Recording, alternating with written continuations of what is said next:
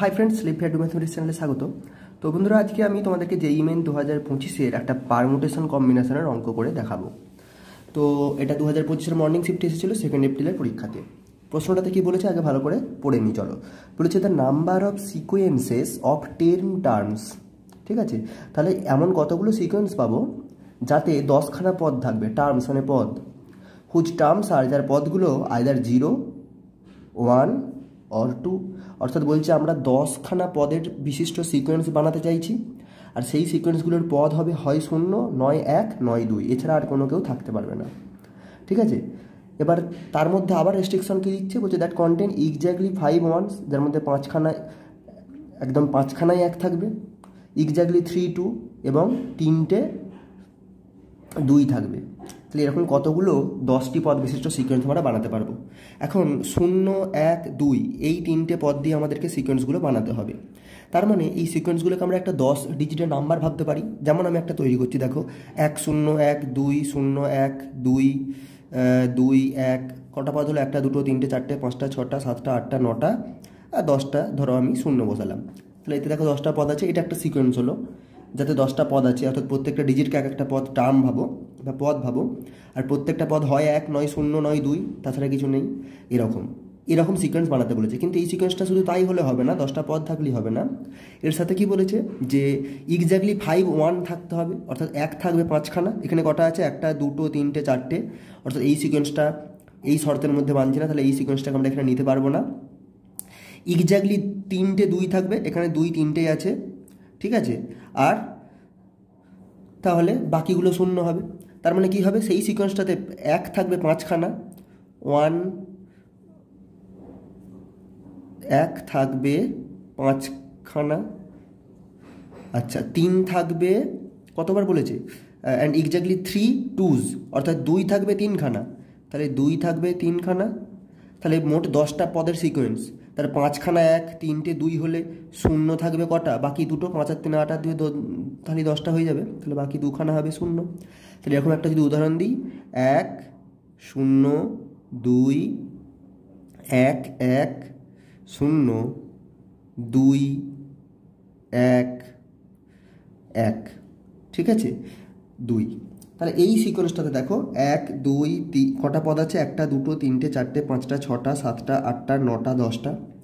তার মধ্যে 1 আছে কবার? 1 বার 2 বার 3 বার 4 বার 5 বার। 2 আছে দেখো 3 বার, 1 বার 2 বার 3 বার, আর বাকি দুটো 0 আছে। তাহলে এক্স্যাক্টলি এই শর্তটা মেনে চলছে, তাহলে এইটা হয়ে যাবে একটা ভ্যালিড সিকোয়েন্সের এক্সাম্পল। এইটা কিন্তু ভ্যালিড নয়। অর্থাৎ এই রকম আমরা কতগুলো সিকোয়েন্স বানাতে পারবো, অর্থাৎ এরকম 10 ডিজিটের কতগুলো নাম্বার আমরা বানাতে পারবো। তো এই অঙ্কটাকে আমরা দুইভাবে করতে পারি। একটা হচ্ছে পারমুটেশনের সাহায্যে, পারমুটেশনের সূত্র কাজে লাগিয়ে, পারমুটেশনের মেথড কাজে লাগিয়ে, আর একটা হচ্ছে কম্বিনেশনের মেথড কাজে লাগিয়ে। আমি দুটোই তোমাদেরকে করে দেবো। তো প্রথমে পারমুটেশনটা করে দিই। তাহলে আমাদেরকে কি বানাতে হবে? যে এরকম 10 ডিজিটের কতগুলো সংখ্যা আমরা বানাতে পারবো যার মধ্যে 5খানা 1 থাকবে, 3খানা 2 থাকবে, আর 2খানা 0 থাকবে। তাহলে 10টা ডিজিটকে আমরা মোট 10 ফ্যাক্টরাইল উপায়ে সাজাতে পারি। কিন্তু এই 10 ফ্যাক্টরাইল উপায়ে সাজাতে গিয়ে 1 রিপিট হয়েছে 5 বার, তাই 5 ফ্যাক্টরাইল দিয়ে ভাগ করে দেবো। 2 রিপিট হয়েছে 3 বার, তাই 3 ফ্যাক্টরাইল দিয়ে ভাগ করে দেবো। আর 0 রিপিট হয়েছে 2 বার, তাই 2 ফ্যাক্টরাইল দিয়ে ভাগ করে দেবো। ঠিক আছে, তাহলে এবার এইটাই হয়ে গেল কিন্তু আমাদের উত্তর। এটাকে আমরা যদি ক্যালকুলেশন করে ফেলতে পারি তাহলে আমরা উত্তর পেয়ে যাব। ঠিক আছে, আচ্ছা কম্বিনেশনের উপায়ে আমরা কি করতে পারি? তাহলে আমাদেরকে 10 ডিজিটের সংখ্যা বানাতে হবে। তাহলে আমরা এরকম 10টা ঘর টেনে নিলাম প্রথমে, 1টা 2টো 3টে 4টে 5টা 6টা 7টা 8টা 9টা 10টা। এর মধ্যে আমাদেরকে 5খানা ঘর বার করতে হবে খুঁজে, এই 10টা ঘরের মধ্যে যাতে আমি 1 বসাবো। তাহলে 10খানার থেকে 5টা ঘর আমি চয়েস করতে পারি 10C5 উপায়ে। ঠিক আছে, তাহলে 5টা ঘর আমার চয়েস হয়ে গেল। আর 2 এর জন্য 2 আছে 3খানা, তাহলে তাহলে 5টা ঘরে আমরা 1 বসিয়ে দিয়েছি এর মধ্যে সিলেক্ট করে, আর পরে আছে 5টা ঘর। তাহলে বাকি 5টা ঘরের মধ্যে থেকে আমাদেরকে 2 বসাতে হবে 3টে ঘরে। তাহলে বাকি 5টার মধ্যে কোন 3টে ঘরে 2 বসাবো? তাহলে 5টা ঘরের থেকে 3টে সিলেক্ট করবো 5C3 উপায়ে। আর 2টো ঘর পড়ে আছে, সেই 2টো ঘরের দুটোতেই আমাকে 0 বসাতে হবে। তাহলে সেই 2টো ঘরের থেকে দুটোতেই আমরা 0 বসিয়ে দেবো। সেই 2টো ঘরের থেকে 2টো চয়েস করতে পারি 2C2 উপায়ে। ঠিক আছে, তাহলে এবার এটাকে যদি সিম্পলিফাই করি, 10c5 মানে কি 10 গুণিত 9 গুণিত 8 গুণিত 7 গুণিত 6 বাই 5 ফ্যাক্টোরিয়াল, তার মানে 5 গুণিত 4 গুণিত 3 গুণিত 2 গুণিত 1।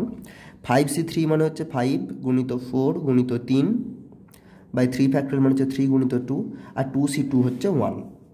ঠিক আছে, আর এইদিকেও আমরা যদি সিম্পলিফাই করি 10 ফ্যাক্টোরিয়ালটাকে আমরা লিখতে পারি এইভাবে 10 9 8 7 6 আর 5 ফ্যাক্টোরিয়াল, নিচে 5 ফ্যাক্টোরিয়াল যেমন ছিল থাকবে, 3 ফ্যাক্টোরিয়ালটাকে লিখবো 3 × 2 × 1, 2 ফ্যাক্টোরিয়ালটাকে 2 লিখলাম। তাহলে এই 5 ফ্যাক্টোরিয়াল কেটে গেল। ঠিক আছে, 3 দুগুণে 6 কেটে গেল, এখানে 2 ছিল, 2 4 8, তাহলে কত হচ্ছে 10 9 90 ইন্টু 4 7 28। ঠিক আছে, আর এইদিকে যদি ক্যালকুলেশন করি কী হবে, 5 4 3 5 4 3 কেটে গেল, 3 2 6 কেটে গেল, 2 4 8, তাহলে এদিকেও পড়ে থাকছে 10 9 90 গুণিত 4 7 28। তাহলে দুদিকে উত্তর একই হলো, আমরা যেভাবে অঙ্কটা করি উত্তর একই হবে। এবার 90কে 28 দিয়ে গুণ করলে কত হবে, 9 8 72, 2 হায় থেকে 7 10, 9 2 18 7 25, একটা শূন্য ছিল বসে গেল। তাহলে 2520 হচ্ছে উত্তর। 90 গুণিত 28 করলে পাবো 2520। সেটা কোথায় ছিল, অপশান বিতে ছিল, এইটাই হয়ে যাবে সঠিক উত্তর। তো এই অঙ্কটা আমার আশা করি তোমাদের সবার বুঝতে কোনো অসুবিধা হয়নি, অঙ্কটা সহজই ছিল।